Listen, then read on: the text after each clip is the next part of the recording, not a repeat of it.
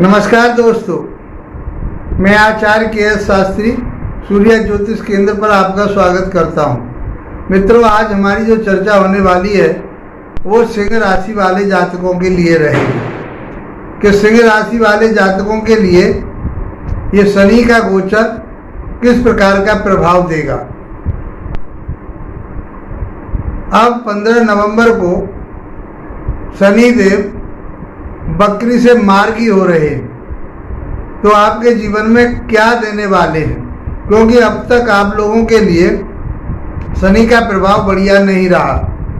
आपको बहुत परेशान किया, आपके काम धंधे को नहीं चलने दिया, प्रॉपर्टी का विवाद रहा, कर्जा ले लिया, उतरा नहीं, किसी के साथ शत्रुता बढ़ी, वो बढ़ती चली गई, लोगों ने आपका साथ देना छोड़ दिया, आप निस्सहाय से हो गए, आपके साथ कोई नहीं नजर आ रहा था। इस तरह से चारों तरफ से माइंड आपका काम नहीं कर रहा था, बुद्धि आपकी स्टेबिलिटी में नहीं थी, अस्थिरता थी, आपके मन में अस्थिरता, आप निर्णय लेने में सक्षम नहीं रहे, कोई भी निर्णय लिया उसमें कहीं न कहीं आपको अड़चने आई। ये शनि देव ने आपको दिया। अब क्यों दिया? क्योंकि आप ये समझिए कि शनि देव हैं क्या, कि ये स्ट्रगल के कारक कहे गए हैं, ये परिश्रम मेहनत के कारक कहे गए हैं, ये श्रम के कारक कहे गए हैं। तो ये सब चीज़ आपसे कराया इन्होंने, खूब परिश्रम कराया, खूब मेहनत कराया, रिजल्ट नहीं दिया। रिजल्ट क्यों नहीं दिया? कि ये डिले के भी कारक कहे गए, देरी के कारक कहे गए। हर काम में, हर काम, जो भी काम आप कर रहे हो उसमें डिले करना, देरी कराना इनका काम है। क्योंकि सूर्य का ये जो शनि देव है 30 वर्ष में एक चक्कर लगाते हैं, तो एक राशि पे ये 2.5 वर्ष रहते हैं। तो आपके लिए इन्होंने कई सालों से परेशान कर दिया। जब से शनि देव कुंभ राशि में आए, पहले अस्त हुए, मार्गी हुए, फिर ये अस्त हुए, फिर उसके बाद में ये बकरी चल रहे हैं। ये सब समस्याएं ग्रह गोचर के आधार पर रहीं। कुछ और ग्रहों ने भी आपका साथ नहीं दिया, गुरु भी बकरी हुए थे। तो उस समय से लेकर के अभी तक आप लोगों के कमेंट्स भी आए मेरे पास, फ़ोन भी आए आप लोगों ने, और जो मेरी पहले वीडियो में डाल चुका हूँ अस्त के टाइम की, जब शनि अस्त थे, जब भी मैंने आपके लिए इसके ऊपर वीडियो बना के दी थी, फिर ये बकरी हो गए थे, उसके बारे में भी मैंने आपको बताया। और ये बकरी के बाद में अब ये मार्गी होने वाले हैं। आपने हमारे वीडियो को देखा, समझा, और आपके जीवन में ऐसा ही हो रहा था। बार बार मेरे से आप सॉल्यूशन पूछ रहे थे, उपाय पूछ रहे थे, तो मैं आपको साहस बनाता रहा, आपको परेशान होने नहीं दिया मैंने। आपको हमारा वीडियो बहुत पसंद आया, सभी वीडियो बहुत पसंद आए। सिंह राशि वाले, वृश्चिक राशि वाले लोगों ने मेरे इन वीडियो को बहुत समझा और उसका लाभ भी उठाया, उससे आप निजात पा सके। आज फिर हम ये अब मार्गी होने जा रहे हैं 15 नवंबर 2024 से। तो हम अब ये पीछे की बातें ना करके, क्योंकि वो आप समझ चुके हो और आपके जीवन में वो फलित हुआ है, आपको मेहनत परिश्रम बहुत कराई। अब हम बात करेंगे मार्गी ग्रह की। अब मार्गी ग्रह आपके जीवन में क्या प्रभाव देंगे 15 नवंबर के बाद, जो शनि इस समय अपनी ही मूल त्रिकोण राशि में चल रहे हैं।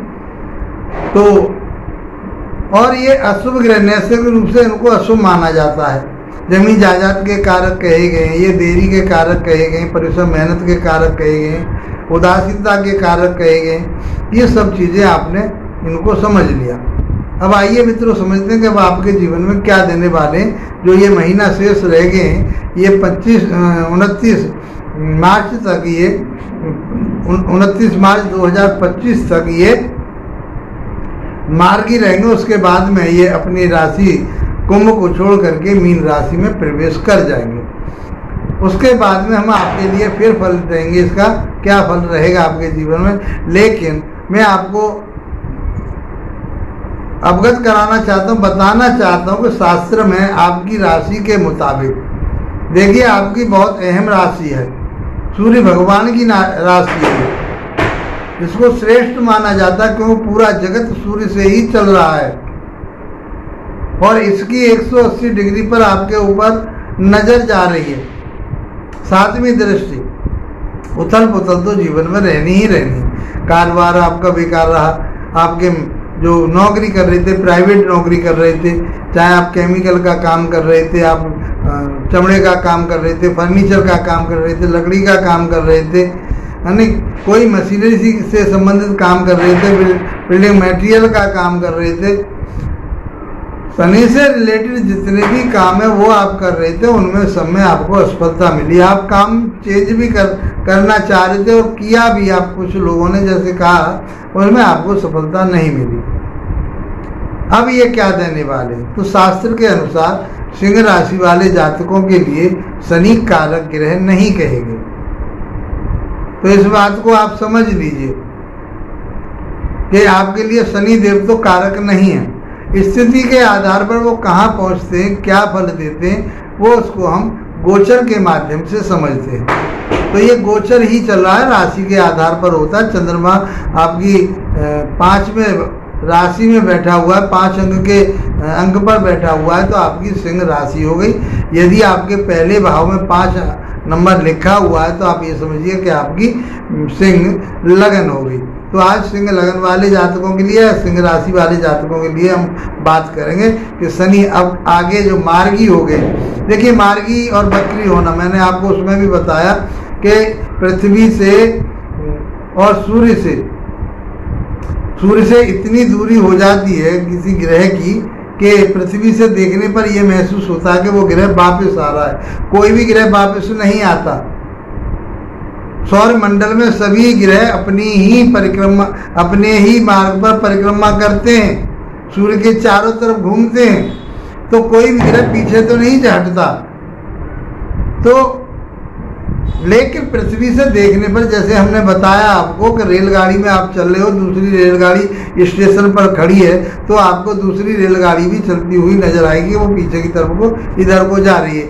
या आप बाहर की तरफ देखेंगे तो वृक्ष जो खड़े हुए होते हैं, आप रेलगाड़ी की स्थिति जो स्पीड होती है, जो गति होती है, वो बहुत तेज होती है और वो ग्रह जो वृक्ष होते हैं वो खड़े होते हैं अपनी जगह पर। लेकिन रेल में से देखने पर, रेलगाड़ी में से जब आप देखते हैं बाहर की तरफ, तो ऐसा महसूस होता है कि ये वृक्ष पीछे की तरफ को भाग रहे हैं। ऐसा नहीं होता मित्रों। ऐसे ही पृथ्वी से जब ग्रह को देखते हैं तो ऐसा मालूम पड़ता है कि पीछे की तरफ को चल रहा है, लेकिन कोई भी ग्रह पीछे नहीं चलता। सभी ग्रह अपने मार्ग पर आगे को अपने समान गति के आधार पर उनकी गतियों में कहीं होता है परिवर्तन, लेकिन गति भी उनकी होती है और उनके जो मार्ग है वो भी एक ही निश्चित होता है, कोई इधर उधर को नहीं होता।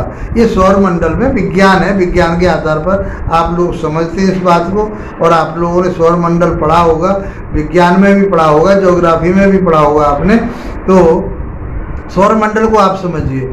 तो अब ये मान के चलिए, अब शनि देव आपके लिए, राशि के लिए वो कैसे हैं, कारक ग्रह नहीं। कारक माने योग कारक नहीं, आपके लिए ज़्यादा फल अच्छा देने वाले नहीं होते। और ये नैसर्गिक रूप से भी अशुभ ग्रह कहे गए। कहाँ बैठे, आपके 7वें भाव में बैठे। दाम में बहुत अहम भाव होता है जीवन में का, घर गृहस्थी वहीं से चलती है, रोजंदारी का जो आमदनी का स्रोत होता है वहीं से देते, क्योंकि ये 10वें भाव से, लगन से 10वां भाव 10वां होता है, 10वें से ये फिर 10वां भाव पड़ता है। तो मित्रों, रोजंदारी की जो आमदनी का स्रोत होता है, आपका दैनिक जो आमदनी होती है, वो हम 7वें भाव से देखते हैं। पार्टनरशिप देखते हैं, पति पत्नी का अटैचमेंट देखते हैं, आपका वैवाहिक जीवन यहीं से देखते हैं। तो यहाँ पर बैठ करके ये कहा है, पंच महापुरुष योगों में से एक योग बनाते हैं, शशक नामक ये पंच महापुरुष योग बना रहे हैं यहाँ बैठ करके।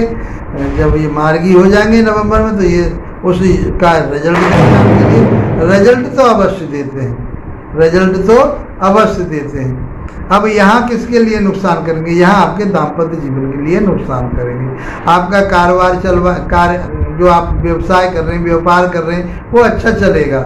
पार्टनरशिप में भी कहीं आपके लिए डिस्टर्बेंस कर सकते हैं, आर्गुमेंट हो सकते हैं। आप कहीं प्राइवेट सेक्टर में काम कर रहे हैं तो आपके जो सहकर्मी उनके साथ में आपके कुछ आर्गूमेंट हो सकते हैं, उनके साथ मनमुटाव हो सकता है, क्योंकि ये अलगाववादी ग्रह कहा गया है, सेपरेटिव प्लानिट कहे गए हैं ये। तो इस बात का आपको ध्यान, बाकी ये काम क्योंकि अपनी राशि में बैठा हुआ है, तो दैनिक रोजगार जो भी आप कर रहे हैं वो खूब आपका चलेगा। यात्राएं कर रहे हैं उसमें आपको लाभ प्राप्त होगा, आमदनी का जरिया तो बना रहेगा आपके लिए। लेकिन आपके दाम्पत्य जीवन में पति पत्नी के अटैचमेंट में कहीं ना कहीं ये कमी करेगा। ये इसलिए मैं लास्ट में आपको अचूक उपाय भी बताऊंगा और उनको करेंगे तो मैं समझता हूँ कि आपके लिए बेनिफिट मिलेगा। अब इनके पास 3 दृष्टियाँ कही गई हैं। जहाँ शनिदेव बैठते हैं वहाँ अच्छा फल देते हैं और जहाँ देखते हैं वहाँ अशुभ प्रभाव देते हैं। कुछ शास्त्रों में ऐसी बातें की गई हैं। तो जब ये लगन के अनुसार और राशि के अनुसार सही नहीं है, अशुभ माना ही जाता है, तो ये शुभता तो देगा ही नहीं। तो मैंने जैसा आपको सप्तम भाव के बारे में बताया, अब बात करेंगे हम आपके नवम भाव की। इनकी तीसरी दृष्टि नवम भाव पर, भाग्य भाव पर जाती है। तो भाग्य में ये अड़चन डालेंगे आपके में। अब ये और ज़्यादा संघर्षमय वाला जीवन रहेगा आपका, और परिश्रम वाला रहेगा। आप धार्मिक स्थानों पर जाना चाह रहे थे, जिन स्थानों के तीर्थ स्थानों पर आप जाना चाह रहे थे, नहीं जा पाएंगे, रुक जाएंगे आप वहाँ जाते जाते। आप कहीं लंबा सफ़र करना चाह रहे थे तो उसके लिए भी आपको रुकना पड़ेगा, क्योंकि कहीं वीज़ा नहीं लगेगा, कहीं और परेशानियाँ रहेंगी, कोई न कोई दिक्कत आपको बनी रहेगी। तो आपके भाग्य में भी कहीं ना कहीं शिथिलता और आलस्य बना रहेगा। इसके लिए आपको ये बात माननी पड़ेगी कि शनि देव आपके हर काम को पीछे डिले कराने की पूरी कोशिश करेंगे। आलस्य को त्यागना पड़ेगा अब आपको। अब बात करते हैं हम इनके सप्तम दृष्टि की। 7वीं दृष्टि आपके व्यक्तित्व पर जाती है, आपकी राशि पर जाती है, आपके चंद्रमा पर जाती है। तो आप ये मान के चलिए कि आपको, क्योंकि शनि और जब चंद्रमा का जो मिलन होता है या संबंध बनता है, उस आधार पर चंद्रमा मन का कारक कहा गया है, माता का कारक कहा गया है। तो माता के लिए भी स्वास्थ्य में परेशानी और आपके मन में भी परेशानी रहेगी। आप निर्णय लेने में सक्षम नहीं रहेंगे, निर्णय नहीं ले पाएंगे, और आपके निर्णय लेने पर ही, आपके गलत निर्णय लेने पर ही आपके काम निष्फल होंगे, परेशानी होगी, आपके शरीर में शिथिलता आएगी, आपके शरीर में आलस्य आएगा। आज का काम कल के ऊपर आप छोड़ेंगे। मान सम्मान प्रतिष्ठा में कहीं भी कोई न कोई परेशानी आ सकती है, इसलिए आपको बहुत सोच समझ करके चलना पड़ेगा। स्वास्थ्य में कहीं न कहीं थोड़ी बहुत 19-20 तो जरूर रहेगी। बात रोग बढ़ने की संभावना पूरी बन जाती है। जब शरीर के अंदर बात रोग बन जाता तो शरीर में कहीं भी दर्द होना, पेट से संबंधित परेशानी होना, ये शनिदेव देते। ऐसे भोजन ना करें जो बात से संबंधित हो, जिसमें बाय पैदा होती हो शरीर के अंदर, उन चीज़ों को आपको अवॉइड करना पड़ेगा। अब बात करते हैं 10वीं दृष्टि की। तो 10वीं दृष्टि चौथे भाव पर जाती है। चौथा भाव होता है आपका किसका? माता का होता है, भूमि का, भवन का, वाहन का, भौतिक सुखों का होता है। मित्रों, उसमें भी ये अपना अच्छा वर्चस्व नहीं दिखा पाएंगे। सबसे पहली बात तो आपके माता के स्वास्थ्य को ये खराब करेंगे। माता के घुटनों में दर्द, बैक प्रॉब्लम, कंधों में दर्द, ये सब ये देंगे। पेट में गैस का बनना, एसिडिटी का बनना, ये शनिदेव देंगे।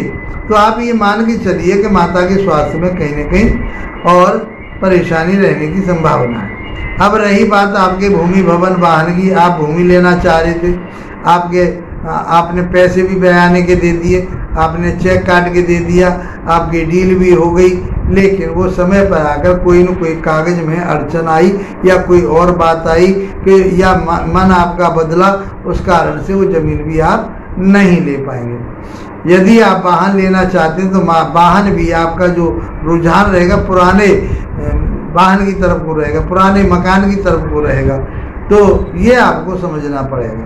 तो जो भौतिक सुखों में भी ये कमी करेंगे ही करेंगे। इस प्रकार से शनि का आपके लिए जो गोचर है वो ज़्यादा अच्छा नज़र नहीं आ रहा, हर चीज़ में रुकावटें डालना, हर चीज़ में परेशानी करना, आपसे परिश्रम करवाना, मेहनत करवाना, डिस्टर्ब करना, आपको असहाय सा बनाना, बिना बात के भय बना रहना, एक अपने आप में बहुत कमज़ोर सा महसूस करना, इम्यूनिटी सिस्टम का गिरना, ये आपके लिए कहीं ना कहीं शनिदेव देंगे। तो इससे बचने के लिए आप क्या करें, सूर्य भगवान को जल दें, प्रातः काल सूर्य भगवान को जल दें, 5-10 मिनट सूर्य की धूप में बैठें, क्योंकि जब तक धूप में नहीं बैठोगे, विटामिन डी का स्रोत है, विटामिन डी देखिए, क्यों प्रातः काल की बात कर रहा हूँ मैं, 9 बजे से के लगभग तक आप सूर्य की 10-5 मिनट किरणें जरूर लें। और प्रातः काल जब सूर्य के लिए जल देंगे आप, तो वहाँ खड़े होकर के कोई भी आप बीज मंत्र उनका जाप कर सकते हैं, या आप सूर्य देव के लिए प्रणाम कर सकते हैं, सूर्य की कोई आरती है वहाँ आप कर सकते हैं। तो मैं समझता हूँ आपका ये जो समय है 25 मार्च 2025 तक का, ये अच्छा होगा। सप्तम भाव में बैठकर के शनि एक काम और करा रहे हैं आपके लिए कि शादी के लिए तो आपके लिए ये बढ़िया समय रहेगा, क्योंकि शादी आपकी इस पीरियड में हो सकती है, क्योंकि इधर से ये शनि का प्रभाव सप्तम भाव में बैठ करके जिन लोगों की शादी में डिले हो रही थी अब तक, वो शादी होने की संभावना बनती है। मित्रों, मैं समझता हूँ ये वीडियो आपके लिए बहुत अच्छा रहेगा और इसका आप लाभ उठाइए। अपने नौकर जो आपके अंडर काम करने वाले हैं, जो बुजुर्ग लोग हैं, उनकी सेवा कीजिए। मैं समझता हूँ कि ये समय आपका आसानी से गुजरेगा। इसी के साथ आप लोगों का धन्यवाद, नमस्कार।